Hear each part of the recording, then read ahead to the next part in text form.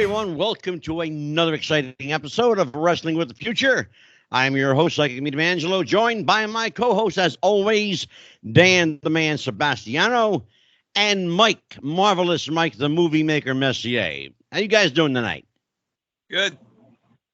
That's it? Good? Well, I'm looking forward to another great interview, I another great put you show. over like $1 million and you give me good? Hey, not everybody can be as good on the mic as you are, Angelo. Brother, you kidding me? Come on. I could teach. I'll smarten you up. Mikey, teach the kid how it's done. Well, Angelo, I'm doing great. We've got some exciting news coming up in the weeks ahead for Wrestling with the Future podcast. Oh, boy. Life Lessons with Mikey Messier on the channel and distribution podcast is coming out well. And also would like to mention that I'm wearing a Shad Gaspard T-shirt. Shad, as we know, passed away a few weeks ago. Yeah. And I got this through Collar and Elbow, which is Al Snow's company. So a little tip of the cup to the late, great Crime Time Tag Team Champion, Shad Gaspard. I'll raise my glass to that one, brother. Speaking of T-shirts, my fine new Randy Mania shirt arrived today. Nice. Looks good. Of course, everyone, Randy Hogan, of course, is the country's #1 Hulk Hogan impersonator.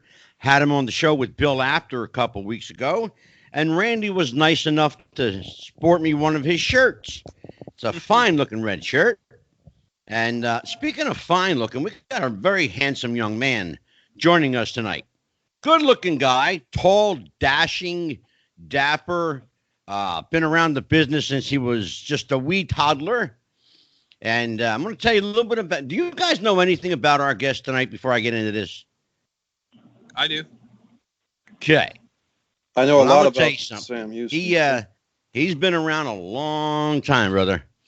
In a career spanning nearly 3 decades, actually over 3 decades.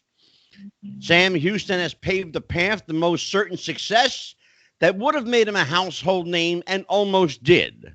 Professional jealousy and personal setbacks sidelined Sam's career for just a short time, but like the warrior he is, he fought the good fight to personal success, and he overcame the odds. In a daily walk to victory every day, Sam Houston is a true success story. Would you please welcome, gentlemen, to the show, the iconic, the legendary Sam Houston. Oh, wow, man. Thank you so very much, you guys. It really means a lot to me, to be recognized like that. It's really awesome. I have had a hard road, and I have had a long path, and I am 3 days older than dirt, and I wouldn't trade not a minute of it for nothing. Brother, and I mean this from the good, the bad, and the ugly. It's made me the man that I am today. Brother, I mean this when I tell you, God bless you, really. I mean that. And there's a reason you're here tonight. I have to tell you why you're here. Okay. A couple weeks ago, I had the charming and lovely and very talkative Karen McDaniel as my guest. Oh, super. She's awesome. I love Karen. And Karen put you over like $1 million. And when she did, I got off the phone and I said, that's my next guest, Sam Houston. I'm going to find him somewhere. I'll get him. Well, see, Wahoo and I were tremendous friends. I mean, I've known Wahoo since I was probably like a kid before grade school, and Wahoo had been playing football and wrestling. Oh my gosh. I've known Wahoo for quite a while. And Karen, they're just awesome people. I love them to death. But let me tell you, do you mind if I break into a story real fast? Brother, we're all about the stories here. Okay. All right. I was probably, 4 or 5 years old. In Oklahoma City, they used to do the TV taping early on Saturday mornings, and then get the tapes all ready and stuff. Anyway, the wrestlers dressed in the newsroom area with the desk and the typewriters and stuff, but the only concessions for everything was in the break room. And they got their tights on. They don't want to be walking the halls in their gear and everything where all the fans are, because they're off to the studio too. So they got the break room. So I went, and Wahoo gave me 50 cents to go get him a Coke. So I went and got him a soda, those old-timey sodas where you pull the bottle out, you know? Oh, yeah. And I kept the deal was I kept the change, the 15 cents. That was, for running, Wahoo remembered that for years. When I was a teenager, I'd pick him up at the airport and drive him around the territory for Watts when he'd come in for UWF and stuff. And then when I started wrestling, I got to the Carolinas and everything. Me and Wahoo were really great friends. And I got to tell you, that this ass whipping I got from him, I mean, I was the one that instigated it. And I laughed the whole time I was getting it. It was a TV taping. And it was in Spartanburg, South Carolina. Brian Adidas picked me up. I met him in Charlotte at the hotel. Yeah. Rode when he opened his trunk up, I see golf clubs in the back. And I said, whose golf clubs? And he said, oh, they're Chiefs. He let me go play golf today, borrow his clubs and play golf. So I was like, okay. And I was real cool with my bag. I didn't want to mess nothing up or anything. Then I get to the TV and I got to work. We got to work. It was me and Brian, and we got to work against Wahoo and Tully. Wahoo had turned and was Tully's partner. So there's a little hallway that leads out right before, and you both sides use the same hallway to walk out. Wahoo and Tully were already in the hallway when Brian and I walked out to the ring first. And as I passed Wahoo, I said, hey, Chief, I'm sorry about your 9-iron. I'm going to have that fixed for you. And I walked up to the ring. Oh, my God, that man chopped me from here to eternity. I had handprints on my back. He was hitting me in the chest so hard. Sam, we heard stories on this show. Guys were trying to explain to us like how big Wahoo's hands were, and and how hard he like actually chopped you.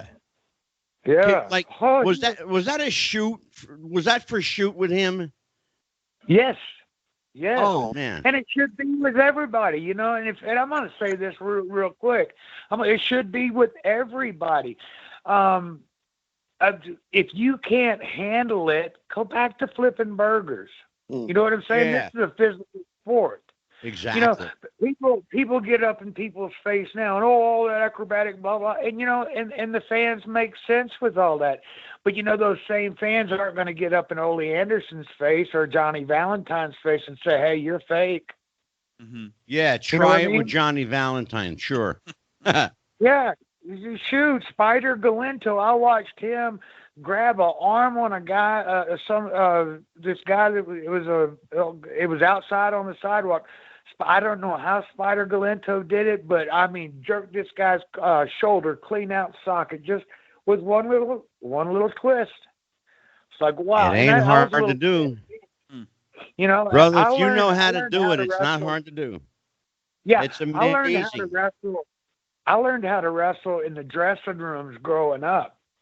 I think like 5, 6 years old, and you got Danny Hodge coming over there and grabbing you in a shoot front face lock and telling you how to do it, and blah blah blah. Will you pick these things up? I was arm dragging kids in the first grade when I'd get in a fight.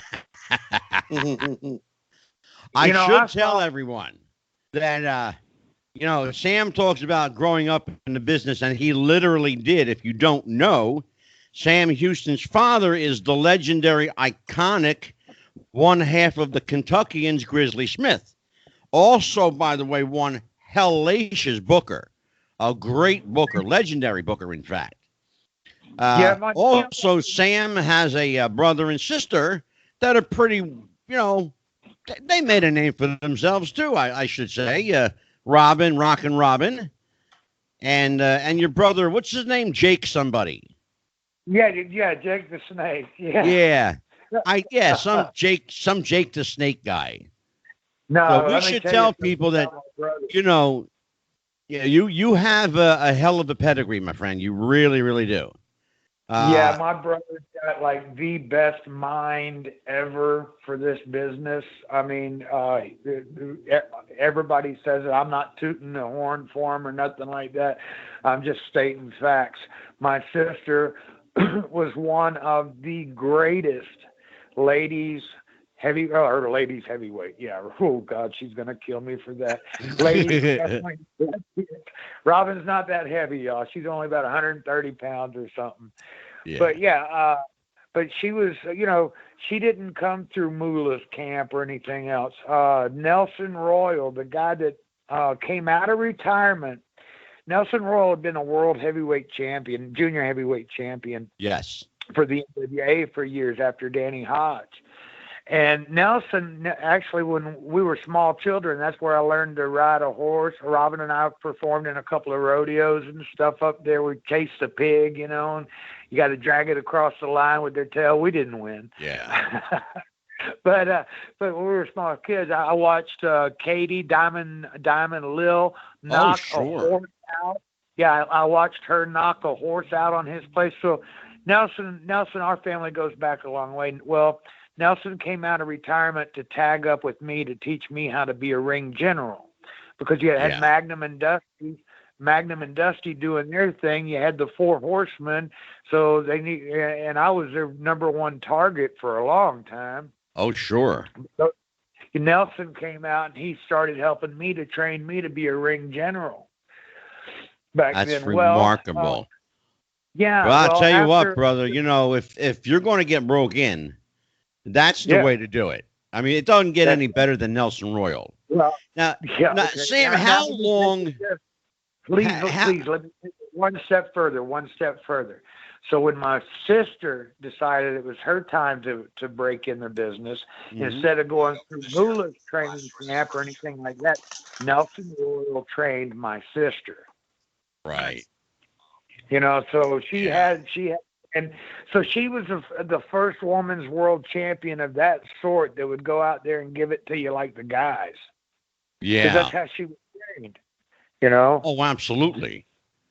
Now, how long was your partnership with Nelson? I know you guys were in Mid-Atlantic, right?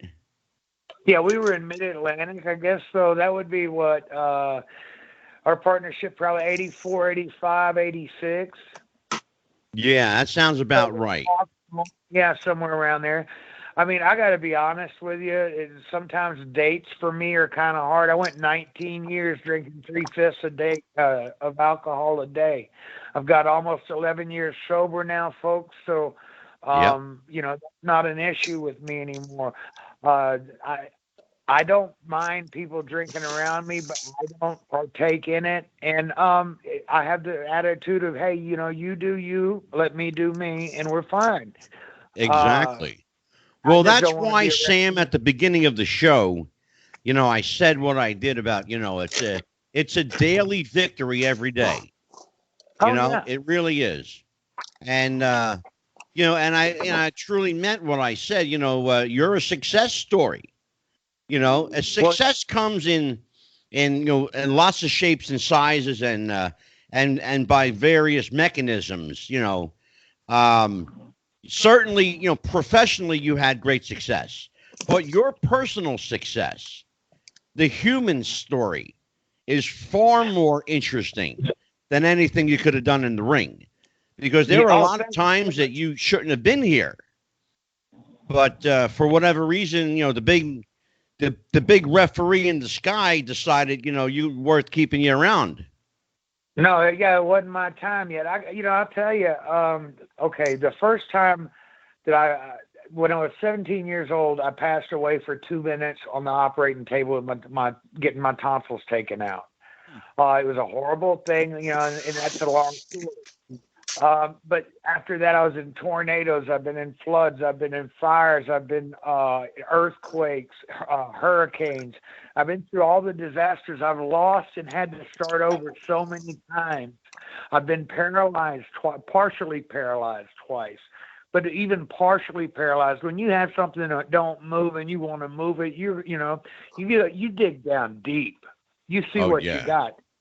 I understand, brother. You know, I I absolutely understand. 9 months in pain. Well, then I used that. I came through that. I started my career over again with the help of Charlie Norris. We went, Absolutely. and Yep. after I was paralyzed, I went to Japan 5 times. I was almost eaten by cannibals in New Guinea twice. And I'm talking about they were carrying me off to the big black pot when the Australian Army got there and started shooting people down with rubber bullets and beating them in heads. I'm not playing. I mean, Yeah. I've been able to. I opened up for the Who at the world's biggest party. I mean, I've done a whole lot of, but it wasn't just me. He put me in these places Yeah, to see how absolutely. I handle things. Because my goal, my thing in life is to help my brothers and sisters out there.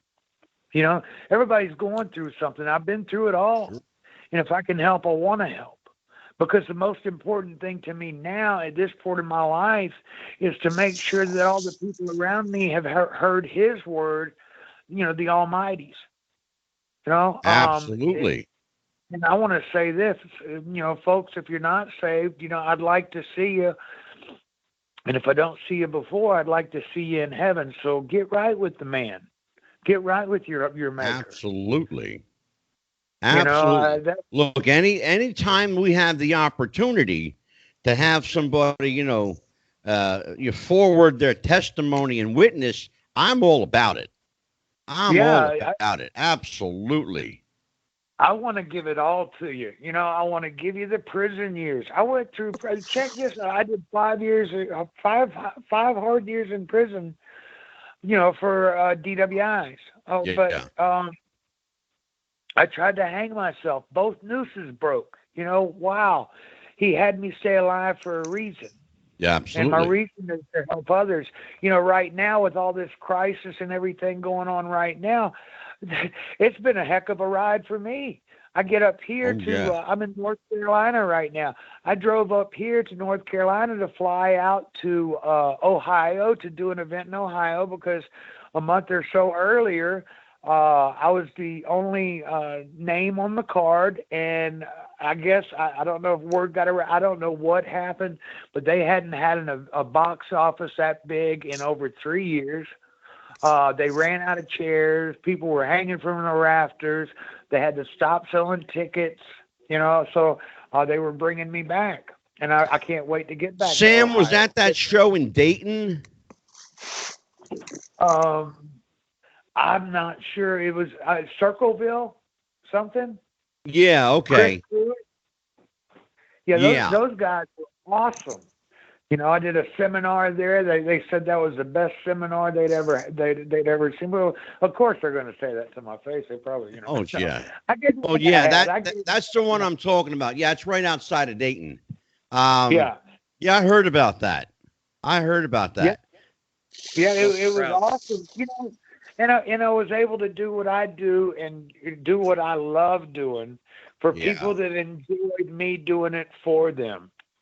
Well, Sam, let me ask you a question. When you're doing this for so long, does the spark ever wear off? Do you ever say to yourself like, you know, I'm like over this now. I want to do something different. If that hadn't happened yet. Well, I mean, it takes. I think we. 83. You know, there was a time that I thought my stuff didn't stink and everything like that, and I would work these independent shows, and I didn't. There was a while there I did not, because of my addiction. I didn't care. I just knew I was there to be the main event, blah blah blah. So if I had a few beers or a few drinks beforehand, I really didn't care. I wasn't going to go out there and give it my all. It wasn't until I was in prison to where I found myself wanting to give it my all. And what happened here in prison, I was at Camp J. Levy Dabadie in Pineville, Louisiana. I'd gotten, when I first got my time from the judge, they sent me straight to a maximum security disciplinary camp. The worst of the worst kind of place, maximum security. This is a place for all the screw-ups. Yeah. You know, and they put you in a dorm, 96 people per dorm. You know, and I'm going to tell you, anybody that thinks you can't get nothing in prison, you can get whatever you want. Absolutely.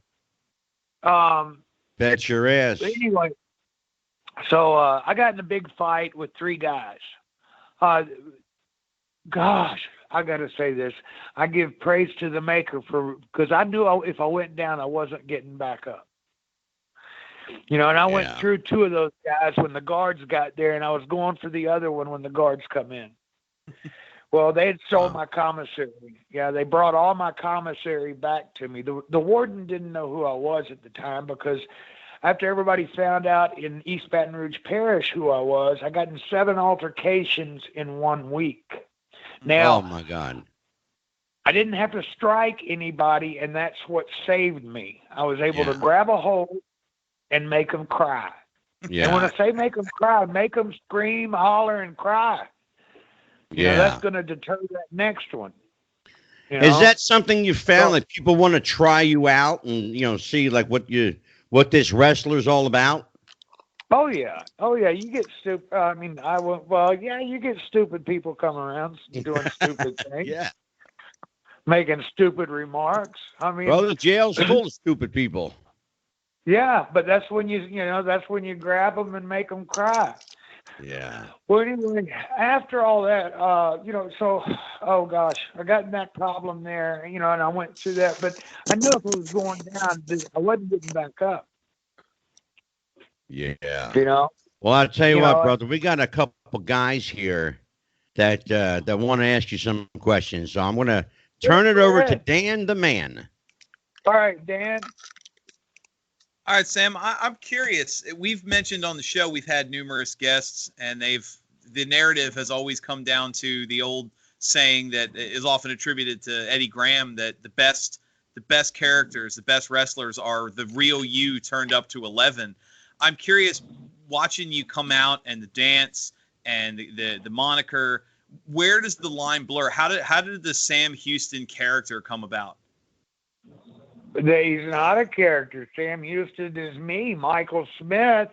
So like you said, turned up to 11, doing what I love doing, riding across the sky on the edge of that lightning bolt, Exactly. Exactly. I was very blessed. Growing up, like I said, I had the guys, teaching me stuff in the dressing room when I was 9 years old. I helped my Uncle Luke Brown. He was my dad's tag team partner. Uncle Luke had come in and he'd started refereeing for Leroy McGurk. And to make extra money, he brought the ring to the spot shows. So I was 9 years old and I was his ring crew, And then when I was 12, I was getting to start like holding Dad's watch and keeping the time for the matches. And then every 5 minutes gone by, 55. Gary Michael Capetta. Capetta.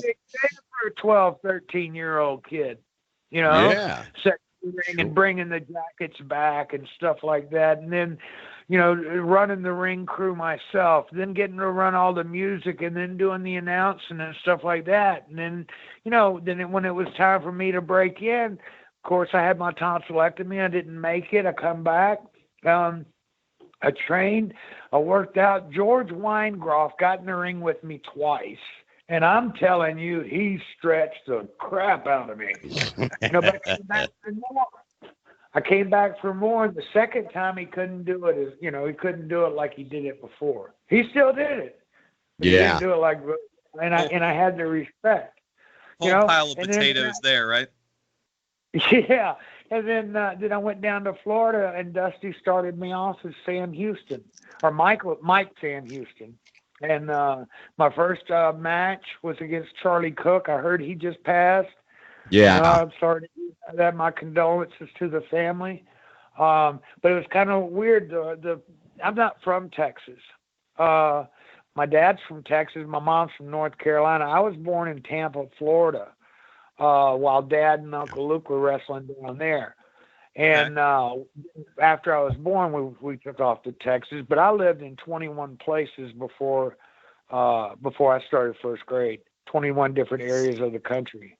But I was born in Tampa, and it seems really ironic that Sam Houston was born in Tampa, Florida, too. So that's isn't that interesting? Yeah.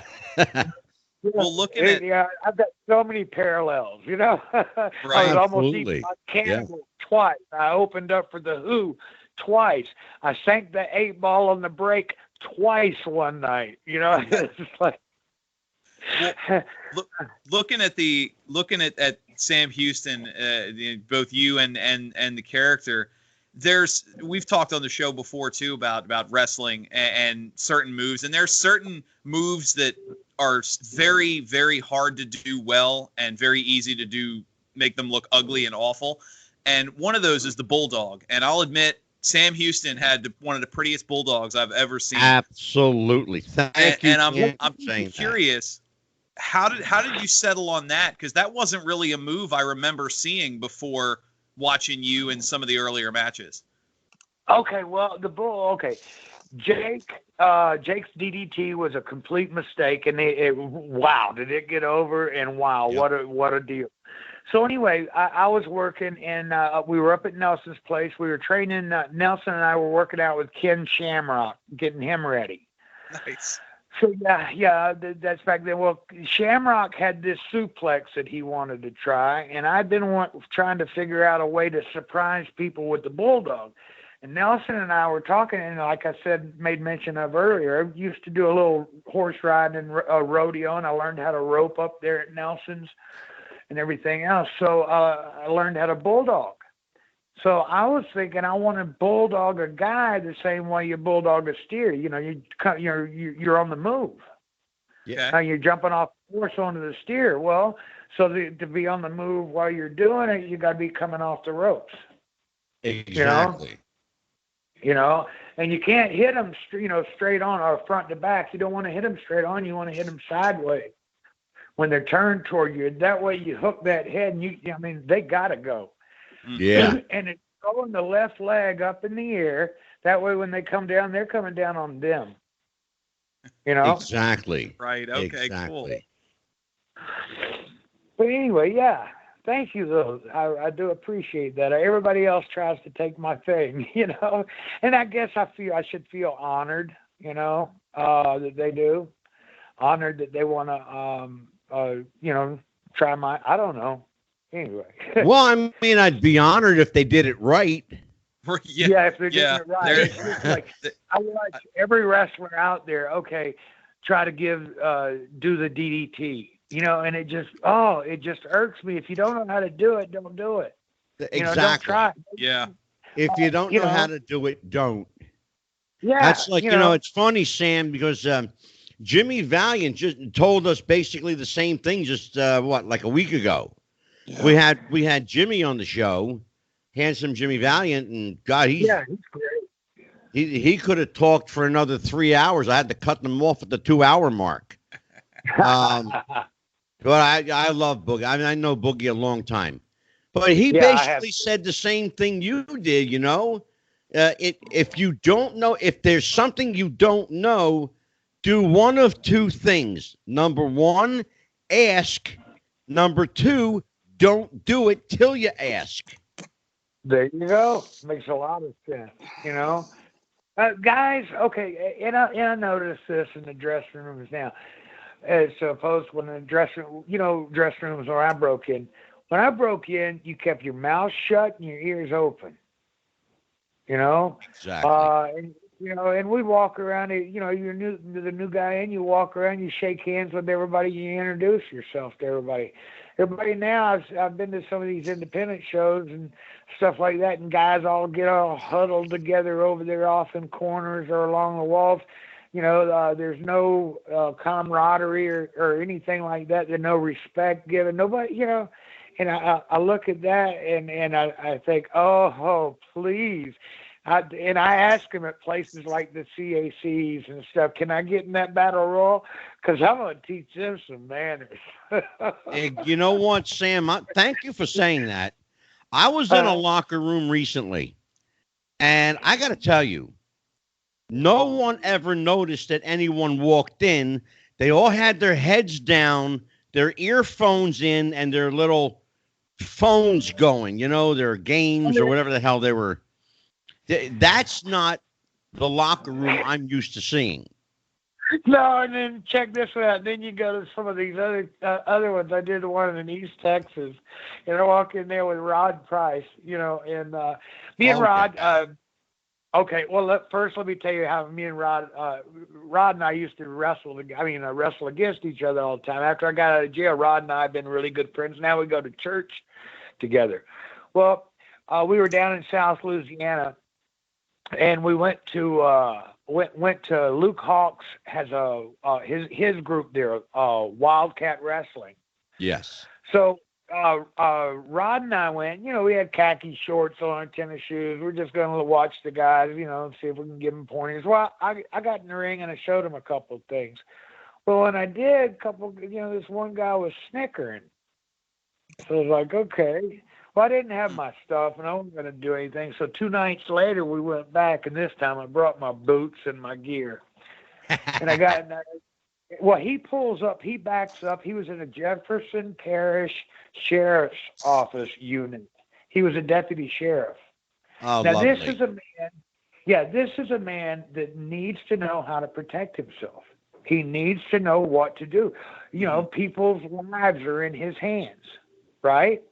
Exactly. Well, there were 17 people in the class. When they all got there, I finished smoking my cigarette and everything. And I stretched out a little bit, got in the ring, and everybody else got in there, all 17 of them.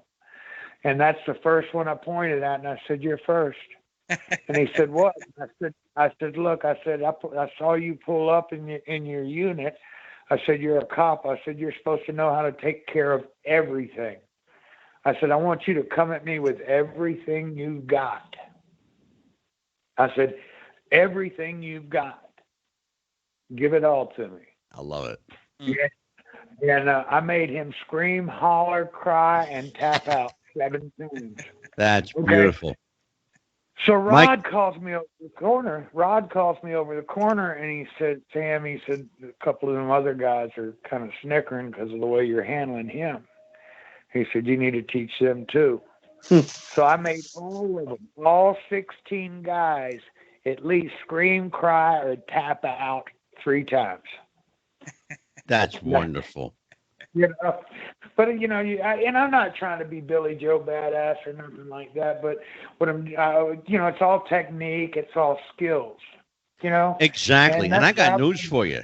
Those technique and those skills will save your ass in a real shoot fight, brother. Oh, yeah, they did in prison for me. When I got out of prison, I went to WrestleMania. The first person I went after was Dean Malenko. I went and shook his hand and thanked him. I told him his Texas cloverleaf saved me several times. When somebody's running up on you, you drop down, ankle pick them, boom, shove them on their ass, and then step right in, and you're right there for that cloverleaf. You step over, you start screaming and crying. Yeah. Oh, I think. Mike Messier, go ahead. You're up, brother. Well, Sam, I know quite a bit about your career. The matches for the Mid-Atlantic title with Crusher Khrushchev, the feud with Black Bart. But there was a point in your career, I think it was 1987 to 1991, you were with the World Wrestling Federation. At that time, Jake the Snake, your brother or half-brother, and your younger sister, Rockin' Robin, the 3 of you were all kind of under one roof. And I guess really just thinking about the relationship with your younger sister, was she someone that you felt the need to protect from some of the male wrestlers, or could she just handle herself? Did you have a bond? She handled herself, but I was there. No, I was there to protect. Remember one night in Baltimore. Baltimore was really hard to get out of, and we were staying at the hotel down the road, the Marriott. And I remember one night there, the fans were unruly. I mean, on that street there could be 3,000-4,000 people there. And so one night we had to get to the hotel. They couldn't get the van to us or anything else. So I told her, I said, "Grab hold of my belt loops." And I said, "Keep your head down. We're going through." And I had to fight 2 blocks up that road to get to the Marriott. But I got her there. Then I turned around, went back, and got our bags, and had to go through the same thing. But yeah, I kind of I did what I could. But I must tell you, my sister did for herself as well. How is your sister doing these days? How is Rockin' Robin doing? Because she was someone that she would have done so well these days with all the women wrestlers. She would fit right in against, Britt Baker or Alexa Bliss or anybody. How is she doing? Oh, I believe so too. I believe so too. I don't know. Right now, she's I guess doing some flipping homes down there in South Louisiana. Mhm. Cool. So, but yeah, she's doing well. And going back to your own career, Sam, I remember, like I said, the matches with Black Bart, and you always reminded me of a Barry Windham. You were tall, you were 6'3", age 19, 20, 21. You're wrestling for the Mid-Atlantic title, and you had a great match with Crusher Khrushchev at Starrcade '85, and then the match where you won the Mid-Atlantic title from Crusher Khrushchev, I think, was on TBS Saturday night, and I Yeah, believe it was. wasn't it the Road Warriors that came out and helped attack the Russians, and you were Yeah, able. Animal caught me and threw me back in the ring. When Khrushchev threw me out of the ring, Animal come up, caught me, and threw me back into the ring on top of him. When he came off the top rope, he had come down, and his knee went out on him. So he was trying to get rid of me, get me out of the ring. So, but Animal stopped that. And yeah, he was out for 9 months after that. Yeah, I remember that. Yeah. I remember that. Mikey, go ahead. I remember there was a moment in your career, Sam. The first ever Great American Bash, 1985, 27,000 fans in Charlotte in an outdoor show. And it was you, the Raging Bull, Manny Fernandez, another Wrestling with the Future alumnus, and your tag team partner, a guy who's kind of been lost a little bit to time, the Avalanche Buzz Tyler, I believe. And you fought three monsters: Abdullah the Butcher, Conga the Barbarian, that we know is one of the Powers of Pain, and a former WWF champion, Superstar Billy Graham. And I believe it was a rolling reverse cradle, if I'm not mistaken, that you got the pin. 1, 2, 3. Small package. No, Small it was a package. small package. Yeah, he picked me up to slam me the first time. When we went to pick me up again, I just held on. And I got to say that was a huge pop. Imagine Abdullah the Butcher and me standing there. Let's give us like 15 feet between us, or 20 feet between us. All right, what do you have? You have a great big, tall, skinny bowling pin and a 16-pound ball over here, or a 585-pound ball. Man, oh gosh, I remember he hit me so hard with those tackles, they were knocking me over the barricade security railing. I think I ended up in second row one time. And I think after I won the match, I think it was a few seconds before I realized, we won. I was trying to get some wits about me. But Incredible. they were great. Yeah, they were great times. I remember sitting at a Hooters restaurant in Charlotte, and everybody was staring at me, and I was eating my sandwich, and I was hoping I didn't have nothing on my face. But at the time, they were showing a highlight reel. I didn't know there was ever a highlight reel of me like that showed anywhere. But evidently, Hooters had one. Funny. But, gosh, but it was cool up here in the Carolinas, and in that time it was awesome, and then we went nationwide. That's when Crockett started, with nationwide with the WCW, and then of course he sent it over to Turner and this one and that one and the other one. But oh gosh, what a great territory that could have been. Sam, got a question for you. Here's one for you. Do you ever watch your matches back and critique yourself? I watch them back and I cringe when I land because it hurts me just as much again, all over again. I don't really critique myself because when I'm in the ring, I feel everything that's happening. I feel, that's when I'm alive. I know where I'm standing in the ring. I know where I know my ring placement. I know everything around. I know what's on the outside. Yeah. So Oh gosh, do I? So I live. I believe in everything I do. I'm living what I'm doing. So I don't need to. Exactly. I don't need to. I don't need to critique something that's not real because it is real to me. It may not be real to anybody else, or they can all think Yeah. what they want, And but I'm it is glad you real to said me. that because you led me back right where I thought you would. And that is the art, and we talk about it a lot on this show, the art of ring psychology and ring generalship. And if there's people, and I know we have a sizable audience, there's people who are watching this show that are just new in the business or have been in for a short time.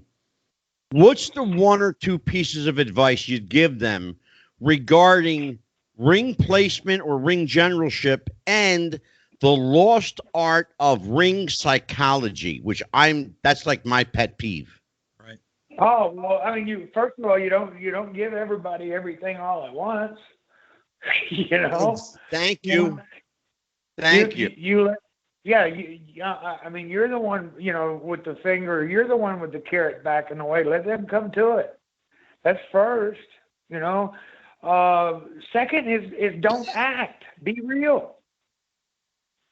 Don't be an actor. Don't be a character. You're not.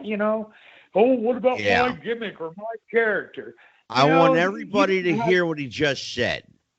I want everyone to hear what he just said.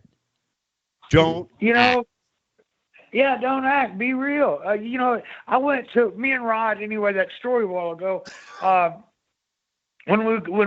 So Rod started booking me a little bit after I went through everybody, helping get some shots for me. Right. So we went up and I did an event in North or East Texas. Well, when we walked in there was 9 guys with face paint and baseball bats with barbed wire around it. And I just busted out laughing. And so then they said, "Well, what are you laughing at?" I guess they didn't know who I was. And I just told them, I said, "This ain't the biggest dressing room full of whoops I ever seen in my life. 'Cause if you ain't tough enough to take care of something, you got to have a baseball bat wrapped with barbed wire. You ain't much of a man." Exactly. And I walked out of the dressing room, and then I guess the promoter come in there and told them boys who I was, because they sure were kissing my butt after that. And then, It's remarkable. and We're all about preserving the history. Then I'm supposed to be in a tag match. Well, the guy that's my partner, he's going to be there, but he wasn't really no help. And then Rod come up, he said, "Sam, I'm going out to the ring with you."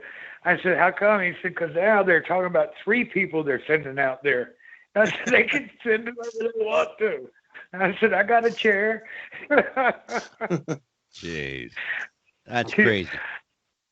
Well, yeah, we're all about preserving the history and the integrity of the business. And and I'm glad that you're saying what you're saying because there was an art to it. There was a skill, and now there's no skill. Everything's scripted, almost verbatim, move for move now. The lost, another thing we've talked about recently, me and the boys, the lost art of the promo. Yeah. You of course, came up in a time where you had to be able to work, you had to have a certain look, you had to be able to talk on the fly. That's it. You can't do that anymore, Sam. What happened, man? Well, they let it all get away from them.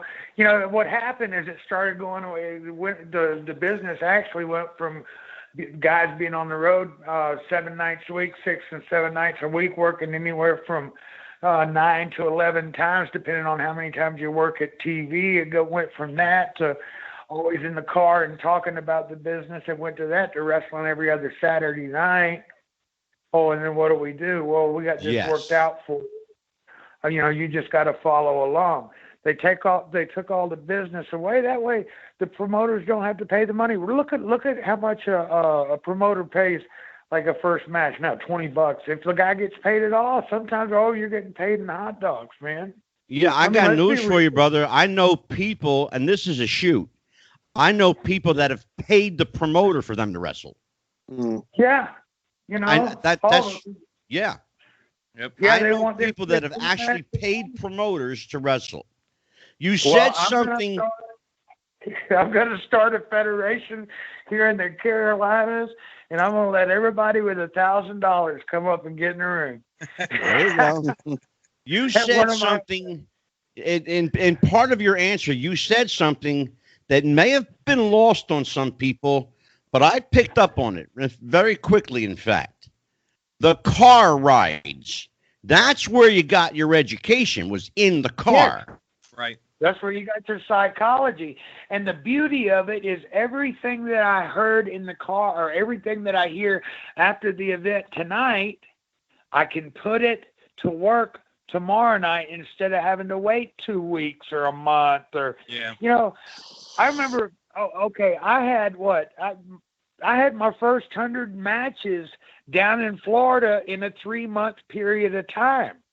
Yeah. My first 100 matches were in Florida in a 3-month period of time, from September the 13th until Christmas.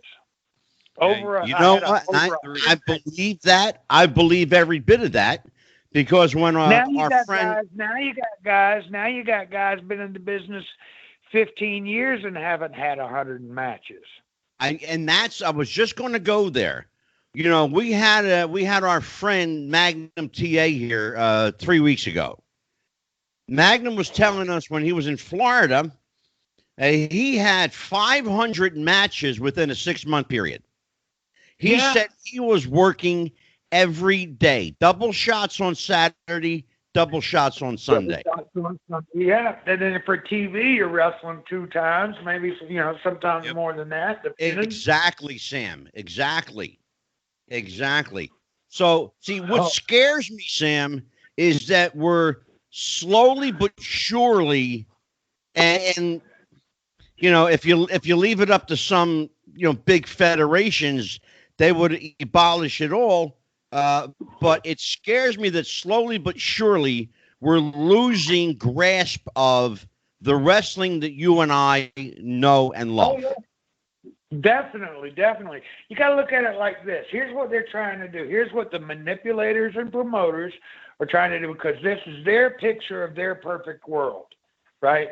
So if he's the promoter, he can do, little bitty guys coming up, every little promoter with $3,000 wants to get on the microphone and get out there and be Vince McMahon for a night, he's setting up all the rules, blah, blah, blah, blah, blah. Well, then, since he's setting up all the rules, the artist no longer holds the paintbrush if he's being told everything he's got to do. Yep. So you're taking the art away from him. Perfect analogy. And then putting trading the paintbrush in for the pen for whoever writes the checks. It goes to the writers versus bookers we're always talking about on the show. Yeah, I mean, if they've never been in the ring, I go back to this Cowboy Bill Watts and Ole Anderson and stuff, guys like this, Wahoo McDaniels. That's when the sport was a sport. Okay, when you start getting armchair quarterbacks involved that have never put on a pair of tights, never been in there, don't know what they're feeling. All they're trying to do is manipulate people. Now we're manipulating people too as we're wrestling, but it's more of a physical thing, and the people get involved in our story. We're not dictating something, we're feeding off of their emotions. So there's a difference between somebody doing it for you or doing it the way they want it to go, and then feeling the people and taking it the way it needs to go. Yeah. I love the fact that you just said that. I love that, because Jimmy Valiant told us a week ago. Remember that, Mike Messier? Yep. He was talking about having the power, Sam, that you have to be able to make a girl a girl in the front row cry at will, or have a guy in the front row just hate you or want to beat you or have some kind of feeling, emotional feeling toward you, that they It's a have that connection. power. And Yeah, that it's a connection. power is all but missing. It's gone. Yeah, the story you were talking about in Baltimore, Sam, with the crowd having to literally fight your way through a crowd. I mean, we've had numerous guests on the show that have told us stories about fans jumping the barricade and physical altercations because there was that emotional connection that's been gone for years. Preach it, Dan. Yeah, Preach it. I have been in so many riots, especially up in Minnesota. My tag team partner for a while in the late 90s, Charlie Thunderblood Norris, big Indian boy, Chippewa Indian from Red Lake, Minnesota. Well, I'm an honorary member of his nation. And, I mean, when you talk about the Renegades, they know you're talking about Sam Houston, Charlie Thunderblood Norris. Mm-hmm. And they know that when we come to town, we take care of business. Well, we've had a few events up there around Red Lake and Bemidji, Minnesota. And the guys that we were wrestling were the Hollywood Hater and Nails, you know. And Nails wasn't on the play. Oh, God. Nails come out of the ring one night and threw a chair across, and I didn't want it going over the top of the ring and hitting somebody on the other side, so I reached up and grabbed it and caught it by the leg. And it was like one of those Fonzie moments, you know, whoa. You know, so I drop it down and I fold it up. I was like, yeah, okay, come on, you big SOB. Well, he started throwing chairs through the arena. Well, it wasn't long before the riots started. You know, and so I've been in a few riot situations like that up there. You know, it's real dangerous, but that's the emotion that happens. The funniest thing I saw was a little 8-year-old girl went and ran, and she put 50 cents in the Coke machine, and she come through that full Coke can, and it hit some fellow on the front row right in the ear. And this wasn't no little guy. This was like about a 400-pound Red Lake Indian fella. And he went down to his knee holding that ear. Oh, my God. I was like, wow, that little girl got some arm to her. You know? Oh, my God. But, yeah, people do get emotionally involved. Like in Baltimore, Bart and I had a match. We had a match in Baltimore. And then afterward, the State Athletic Commission tried to physically stop us. We beat them up, too. You know, that match was over 30 years ago, and people come today, man, I was there. You know, but we left it all out there. We'd been the event before there in Baltimore. Bart and I had wrestled, and we were semi-final. So then they booked Baltimore again, and me and Bart are in the second match now. And so I'm like, well, we went from the semi-final to the second match. Yeah. I said, how do I follow that, you know? And I got told, follow it the best way you can, baby. Well, me and Bart went out there, and we left everything in there. When I tell you the people did not holler, they sat there silent the whole rest of the show.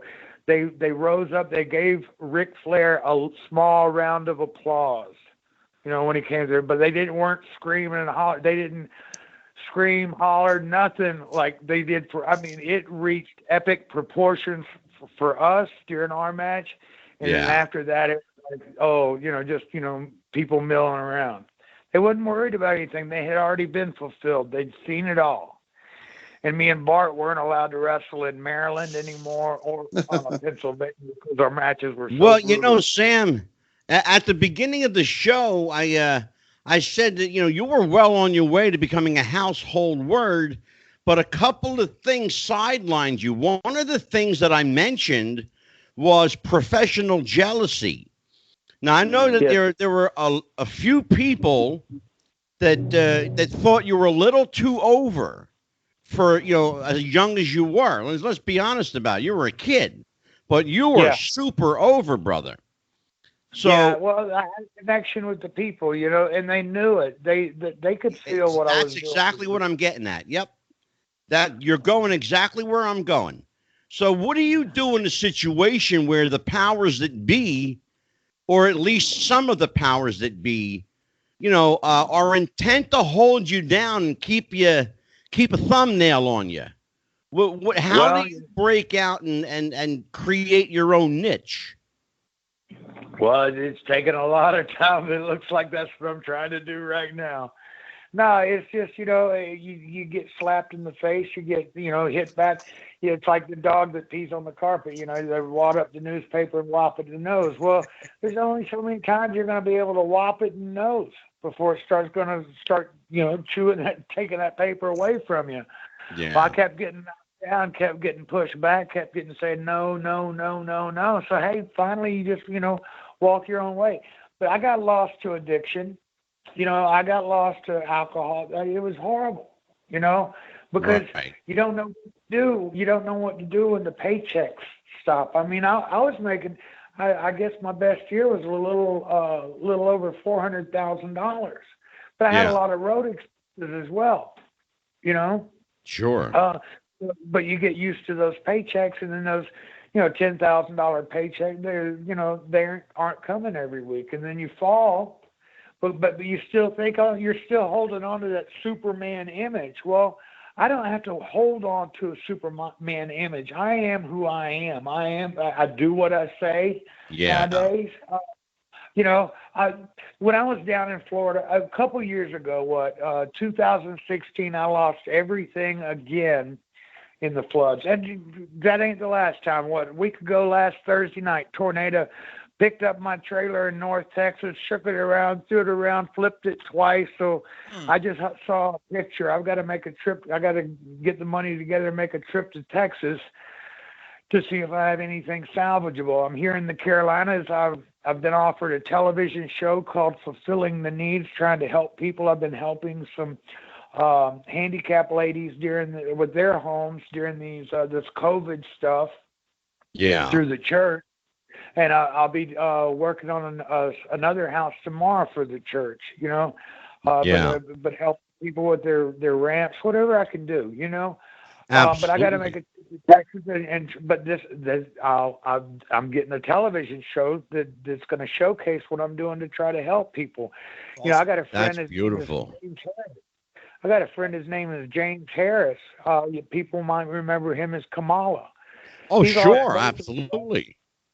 He's lost both of his legs to diabetes, and he's on dialysis now like 3 times a week. Well, a lot of promoters said they were going to help him and do things for him and everything else. I talked to him, and he hadn't had any help. And he's barely getting by. So I'm making these cedar tables now. And there's a girl in St. Louis. I'm making these cedar tables now, and if people will buy them, all the proceeds will go to James Harris and Amber. I'm sorry, Amber Sites there in St. Louis. Yeah, actually, Sam, we're going to show some of your. We're actually going to show some of your table and woodworking crafts within the show. And of course, on the video format of our show, I'm also going to include your link in the description if people want to get a hold of you for custom work. That'd be great. Now, the fellas that I'm working with right now, and we've been together now for about 3 weeks, they're really great. It's Big Pop Productions. They're the new marketers that I'm working with. Here in the Carolinas. I met him through another friend of mine, and they just went nuts. They've done, I guess, the Steve Wilkos show and things like that. So they want to start producing. They've got me started off with Patreon. They're just putting it all together now. They're linking up the bank account so people can help. I want people to know that if they purchase a picture, a T-shirt, any sort of merchandise from me, I don't take all that money. Right. I don't take but a small portion of that money.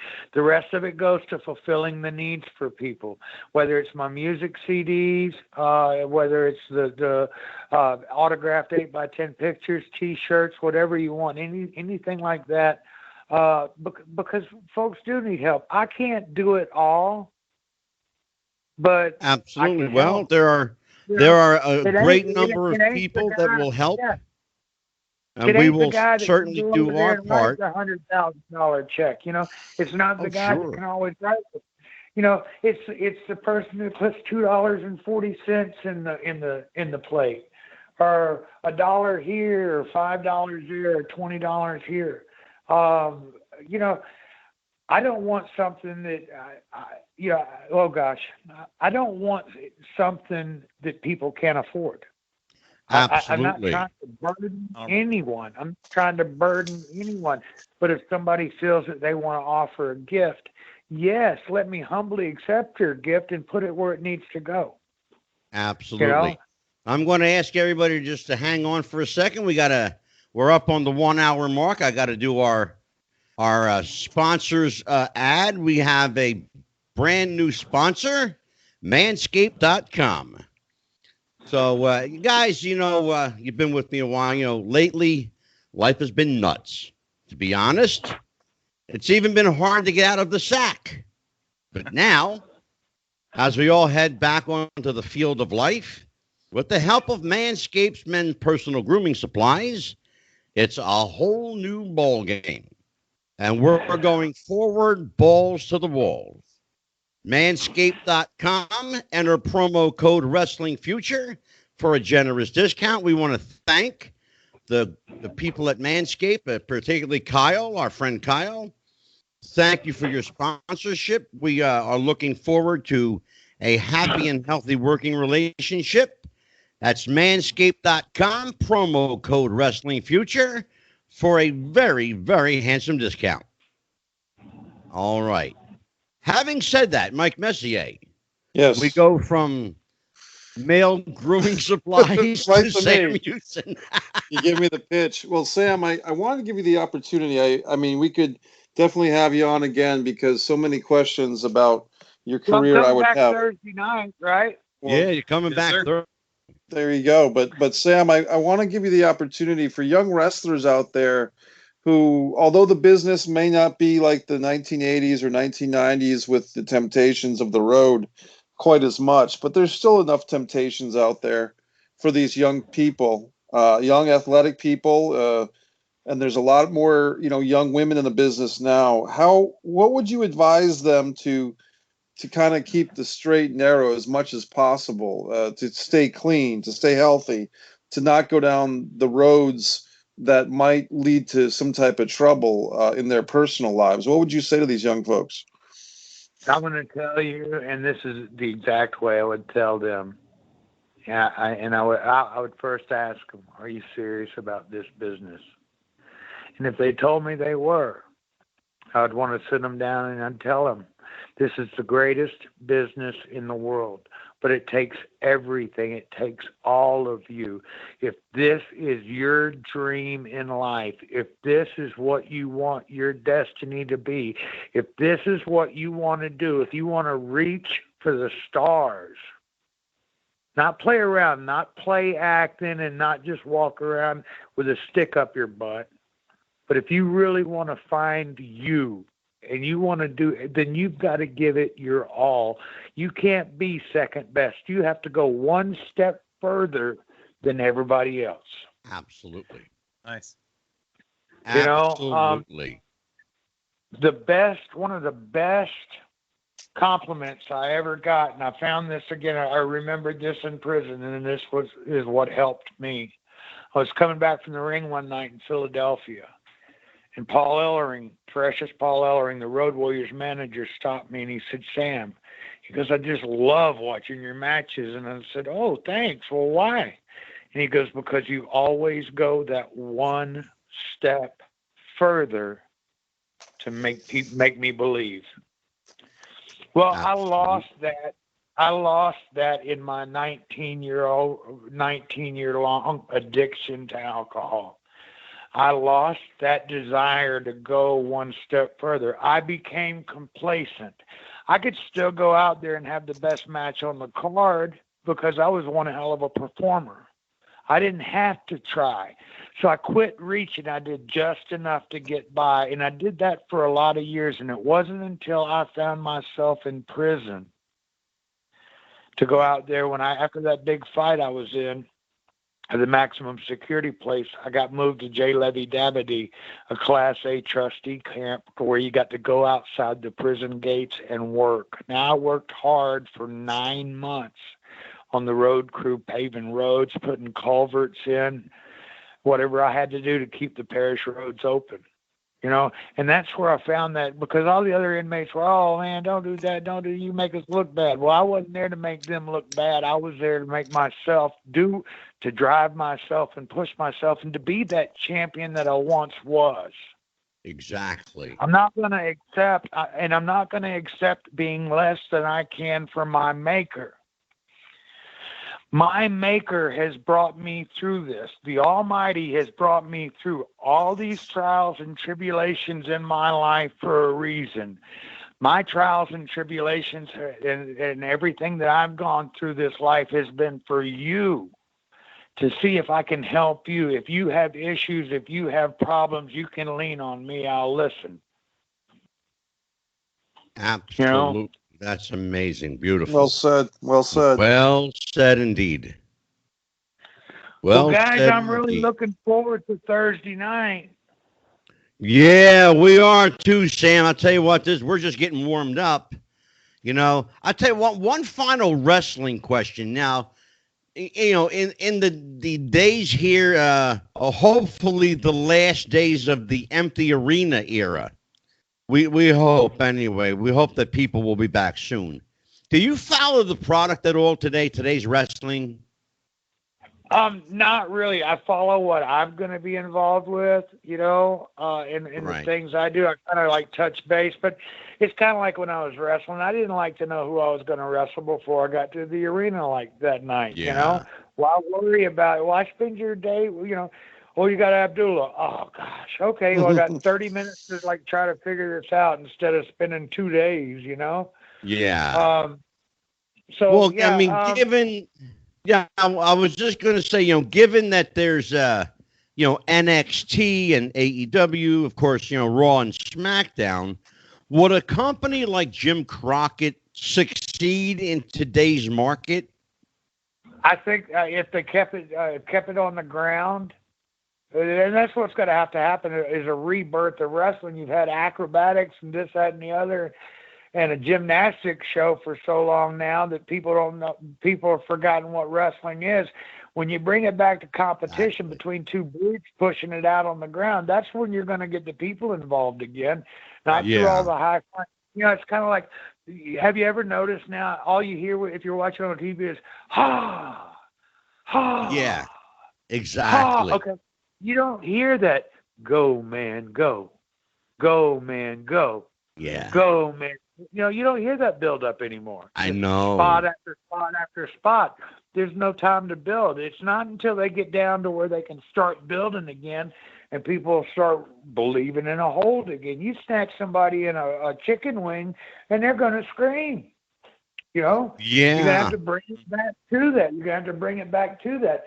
With the introduction of MMA and everything like that, so now you've got, this one's real and this one's fake. There's just as much, dressing room hoopla, in the MMA. I've been on events where they disqualify guys because he hit a guy 3 times in the face. I was like, yeah, well, that's what MMA is supposed to be about. Oh, these are amateurs; they can't get hurt. And I'm sitting here and I go ask the promoter, I said, what's going on? You got all amateurs on your card. You got 2 guys that you're paying. So who's getting messed over, Exactly. That's a great point. Great point. I'm going for a night at the fights. Oh, you can't hit him more than, twice. If you knock him down and he don't get up, well, that's kind of defeats the purpose of what you coming there for. Yeah, pretty much. Exactly. Really. Right. So I'll tell you what, Thursday night, Sam, I'll tell you what I want to do when I bring it back Thursday. I want to talk a lot more about wrestling, and I'm glad that we talked about your testimony and opened people's eyes, ears, and hearts to your invite of salvation, and certainly needed, especially in these days and times. And I encourage you to continue that message. And so on the next show, we'll continue that line of thought. But I want to also talk a little bit more about the wrestling you were involved in. Sure. Okay, we'll do that. You just threw a hook out there a while ago. You said salvation. I'd like your listeners, or however y'all can do it, or something, if you can play it for your listeners, or if they can look for it themselves. If you'll go to YouTube, type in the word salvation and Sam Houston, my video will come out. I wrote this song about the night I got saved. The first 3 verses, the night I got saved, I wrote the last verse in prison. 2 years ago, I went to a Grammy Award-winning studio down in Florida, and with what was my buddy, my brother in Christ, Ken Close, put the music to it, and we recorded my song. It takes 3 minutes. I hope it'll empower you. I hope it'll inspire you and encourage you.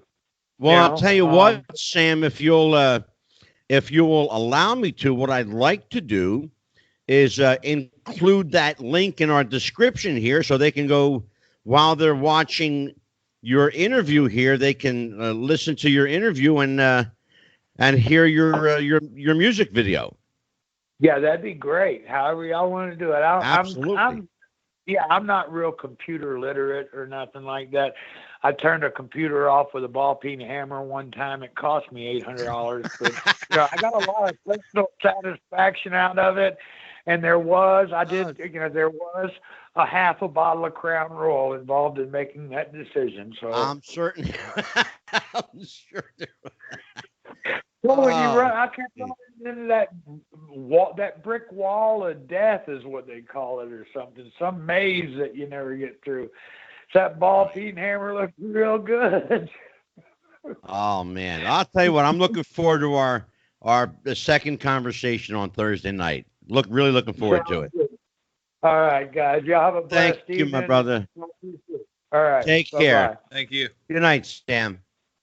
Night. All right. That was a great interview. I'll tell you what, if there's any doubt as to whether this is the same Sam Houston, he is very much the same guy, but a very different man. Thank goodness. I understand that. Thank goodness. Dan, what did you think? Your first opportunity to interview Sam. I thought it was great. The two things I took away from it was the story behind the obviously I wanted to ask him about the Bulldog, because I stand by that. That wasn't fluffing up the crowd. That legit, he's the prettiest Bulldog I've ever seen in wrestling. And so many guys today, it is ugly and it's bad. And then I think what also he kind of mentioned it in passing was it was Dusty Rhodes that came up with the Sam Houston moniker. I think that's a really neat tidbit.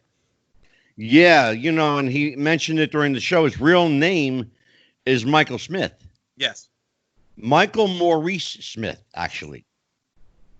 Born 1963.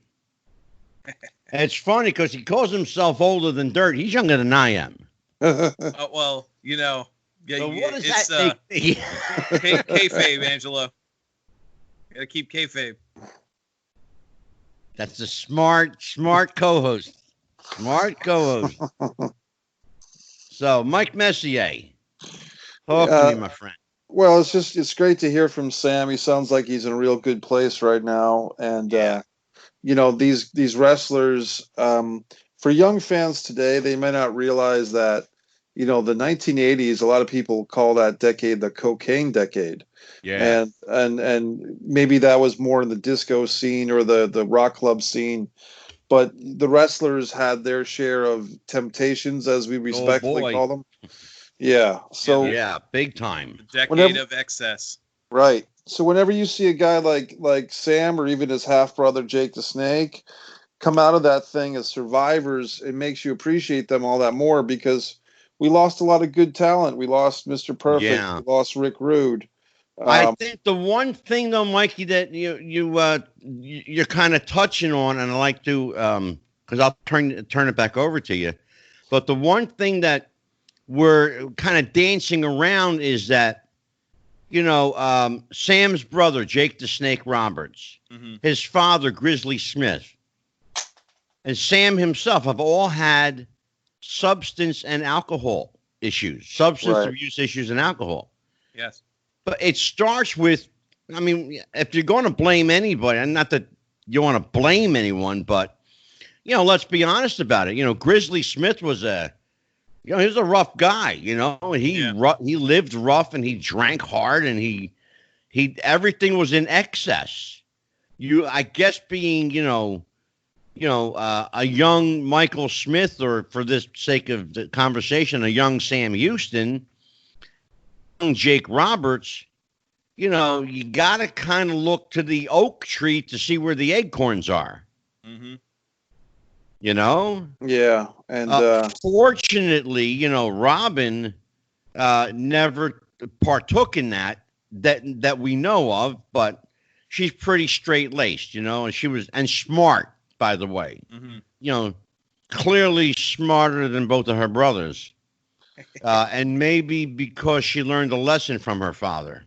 One thing, if I had to add, something that we touched upon with Lanny Poffo and his relationship with his older brother Randy, but Sam Houston and Jake the Snake Roberts, unless you read, Meltzer or Pro Wrestling Illustrated or something like that, you would have no idea that Sam Houston and Jake the Snake were brothers based on what you saw on TV. Exactly. And you'd have Good no point. idea that they were brothers to the women's champion Rocket Robin. And I just, in an alternate universe, can you imagine if they had played up some type of evil brother, good guy brother, Sam Houston is the babyface, white meat babyface younger brother, and Jake the Snake is the corrupt older brother. Well, and his sister in the you know middle. what? That's really creative booking. It's classic booking, but it's really creative because let's be honest about it. Sam really was a baby face. If you look at the photo behind me, I mean, he looks like a kid. Yeah. Now, by contrast, look at Jake, who in his 20s looked like a grizzled vet. Right. Yeah. Well, and it's funny to think too, with as over as both of those two were. Yeah. That would have been money. I mean, I think God, Dan, are you kidding me? The only time I've ever seen Sam Houston wrestle live, he wrestled Barry Horowitz, and that match got a huge reaction. I mean, here's two guys that were I mean, Sam Houston was kind of falling down the card at the time, and Barry Horowitz was the jobber to the stars. Here's two guys that the crowd shouldn't have cared about, but you had Sam Houston, who was still over, and Barry Horowitz, who always put on the good matches, and they were over. You put him in against somebody like a Jake Roberts with a good story, that is a money feud right there. Oh, my God, absolutely. Absolutely. Did it again, Mike. Better writer than they had 30 years ago. And I know, and I was only I was not even born yet, but it is one of those things, guys, where the lesson that I think maybe we can share with the young people, because we have a lot of veteran fans listening, but a lot of young fans are probably picking up on the show. Learn these lessons, even if you don't become a professional wrestler or an entertainer of any kind. Learn the lessons that these wrestlers have. When you have your youth on your side and you have that young physical prowess in you, that's when, if your mind is right, that's when you can hit gold. But if your mind is off and clouded, whether it's substances or other distractions, then you're going to not, as Robin Williams would say in Dead Poet Society, you're not going to be able to seize the day. Exactly. Really. Any thoughts, Dan? I mean, Mike nailed it on the head. I think Sam gets all the credit in the world for what he's come out of. Mike mentioned a few names. There's people that have been through a hell of a lot less and didn't come out of it. I mean, his bio mentions something along the lines of 2 to 3 DUIs a year for like a decade. Oh, God, yeah. And easy. I mean, and I'm not saying that to be critical. I'm saying he mentioned himself 19 years of addiction. And well, I'll tell you what, Dan, I talked to Sam in prepping for this interview. I spoke to him about 3 weeks ago because, and I'm sure you know by now, I always talk to the guests before they come on the show. Yes. to see if there's anything off limits, anything they don't want to talk about. And to his credit, I want to tell people, he said everything is on the table. We can talk about anything you want. We could talk about my DUIs, jail, the trouble I've been in, whatever you guys want to talk about, go for it. I mean, we always, what's really separated us from a lot of the other wrestling podcasts out there is the human side. And I mean, we just heard for the last hour, here's a guy pouring his soul out and the humanization of a character. I mean, he talked about jail and exactly. alcohol and issues and finding God. And I mean, you couldn't write, no pun intended, Mikey, you couldn't write a script that like that for exactly. what he achieved at his young age, to lose it and find it again. It's an incredible story, and he deserves all the credit in the world for it. Absolutely. Well Amen said. to that. Well, Mikey. Yep. Plug Mike Messier. MikeMessier.com for all your needs, wants, and desires of the Mike Messier realm. Very happy to be wearing the Shad Gaspard shirt from Collar and Elbow, which is Al Snow's group. Looking forward to our continued relationship with Manscaped, and yes, good job, Angelo, on slam dunking that. And I know you had some help from me, basically. Yes, of course. Can you let me put you over just one time? Never. But as far as I go, guys, I'm working on scripts. We're still in this. Work on humility. Well, I haven't learned. How do you spell it? I need my spell check. But just happy to be here, guys, and looking forward to listening to that part 2 on Thursday. And a lot of good things are coming the way for the Wrestling with the Future podcast family. Oh yeah, big time. Absolutely. Big time. And Dan, how about us? Tell everybody where they can find all of our stuff. All right. Well, I'll see if I can't plug without taking credit for something. We're on obviously. Why not? Everybody else does. Hey, Mikey's never seen a word he can't take credit for, right, Mikey? That's right. Wrestling with the Future. We're on Facebook. Wrestling with the Future podcast. We're on Twitter at Wrestling Future. That's no G, Wrestling Future. I personally am on Twitter, _WWTF. For those watching the channel, don't forget to like, share, subscribe, buy the T-shirt, and look forward to many great future shows. Tell everybody that the shirts are $20 each, 2 for $30. They are large, extra large, and 2X. We are available in special order sizes for the 3 and bigger. So we have them available. Again, if you want to friend any of us, it's Dan Sebastiano. Yes. On Facebook, Mike Messier on Facebook, and I'm Angelo DeCipio on Facebook. So, for Marvelous Mike, for Dan the Man, I'm Psychic Medium Angelo. We'll see you next time, everybody, with part 2 of Sam Houston. Good night and happy wrestling. Bye-bye.